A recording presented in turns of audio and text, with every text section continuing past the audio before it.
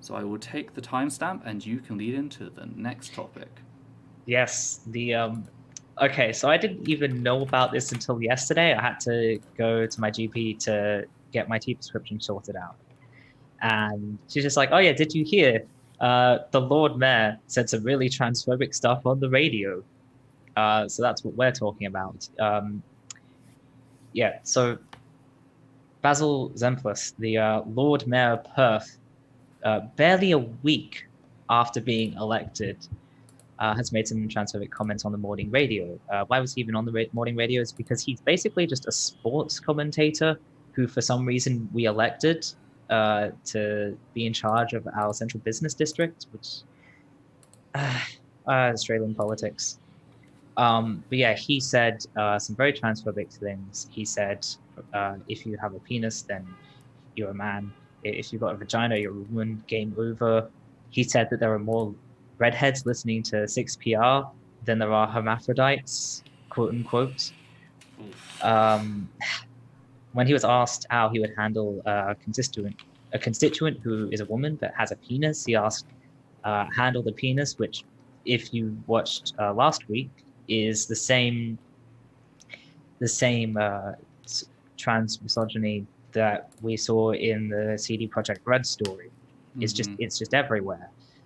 And he also offered a $100 Retrovision voucher to any woman with a penis who called the show. And this actually pisses me off that trans men weren't included, because I would have loved to call up and explain to him how he's extremely cowardly for only offering $100. Basil, you coward. Like, we both know if a trans person called up, you would say they don't count, because you're saying by definition anyone with a penis isn't a woman and anyone with a vagina isn't a man. Why would you only offer $100? I want you to offer $1 million, and then I can call up, and then you have to give me $1 million. Basil, you coward. For those who don't know, the H word is a outdated and derogative term. Is derogative the word one? That's a prerogative. Derogatory. Yeah. Derogatory term for intersex people. And it's also just very inaccurate to trans people. We're not half male and half female. I mean, unless you want to identify that way, which that's not what he means. As discussed in the last show, the transphobe's mind just tends to blur these things together. Until we start to use the facts that people with differences in sex development kind of disprove the sex binary, at which point they're completely irrelevant and no one should bring them up whatsoever. I thought the line was that everyone is either completely male or completely female. So trans people are a mix, but intersex people aren't, which I don't understand. I don't get it. But yeah, he received a lot of backlash. It's just, wow, beautiful. That's a good thing to say. Yeah, Retrovision really weren't happy to be associated with the incident. Now, they're a corporation, so take everything they say with a lot of salt, but they claim to be very firm supporters of the LGBTIQ plus community. So when their voucher was being offered up by this transphobe for this transphobic test, they were basically like, we're not with him. We are not with him. No, thank you. We don't want to be involved in this. And then the Telethon Institute were really unhappy. And I forgot to research this beforehand. So tell me, Ethel, is Telethon a thing that you've heard of, or is it possibly an Australian thing? I don't know. You're asking the wrong person to see if it's something that I'm aware of, because I'm not someone with a great cultural connection. Have you heard of Telethon, the charity? I have not. Okay, it's probably an Australian thing. So Telethon is a charity that does independent medical research. They do, from what I understand, have like a general one that does it for like adults, but they also have a big presence with this separate thing of, not separate, but like they have telethon kits, and that's the main thing you will see advertised when you go to shops. There's like coin collections for it. And they do research for children. So this is basically a children's charity that does medical research, basically. They were really unhappy because Zemplis specifically has hosted a lot of their fundraising events over the years. And Zemplis also works for 7 West Media as a popular, prominent presenter and columnist, and Seven West Media is one of Telethon's big sponsors.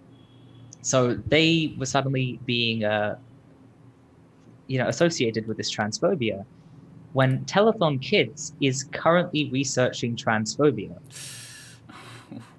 So they were really not happy. They were very graceful about it, and they've invited Zemplis to the Telethon Institute to learn a bit more and educate himself. There have been quite a few demands from both individuals and organizations like Telethon Kids and LGBT advocacy groups asking him to educate himself, which has been really good. There's also a petition launched asking for Perth's Pride Fest to move out of the central business district and into the neighboring city of Vincent. And what I find quite funny is because of how small Perth is, they're basically moving like 2 streets over. It's like sidestepping and just being like, okay, we're in the city of Vincent now. I haven't seen any confirmation that is happening, but there is a push for that to happen, which is cool. Okay.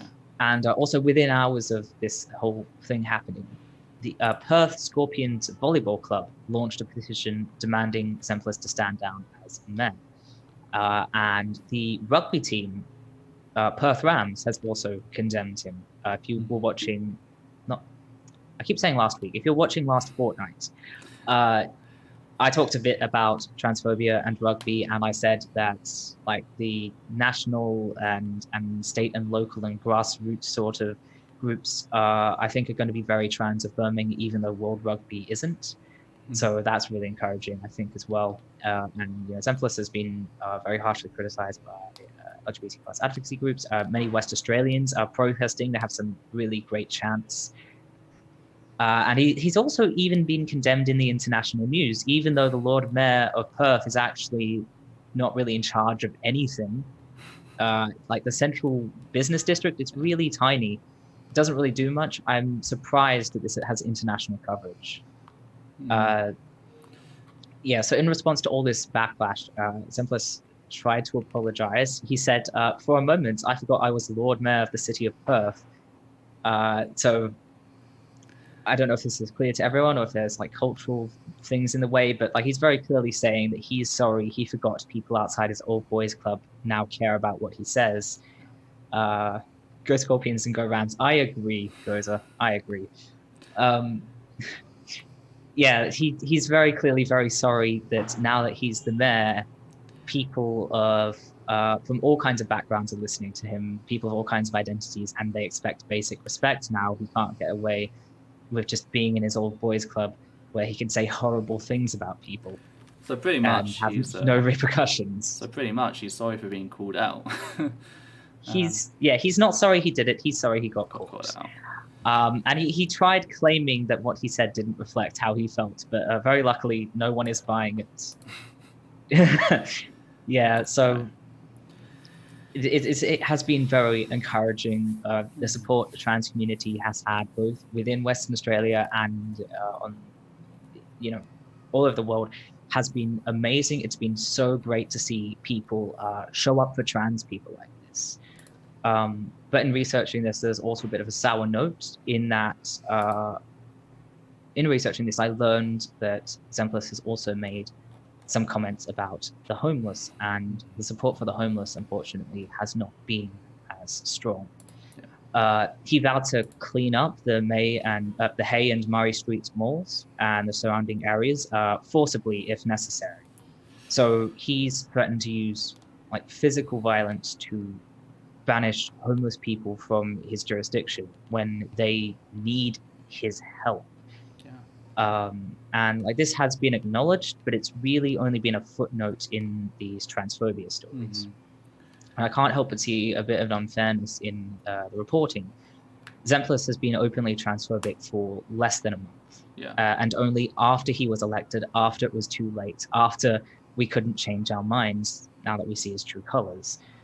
And even then, there's been so much effort to remove him on that basis. But he's been openly anti-homeless for 2 years, and he was elected anyway. And despite all of that, only the transphobia has international coverage. There's like 2 articles about the anti-homelessness, and there's six or more about the transphobia.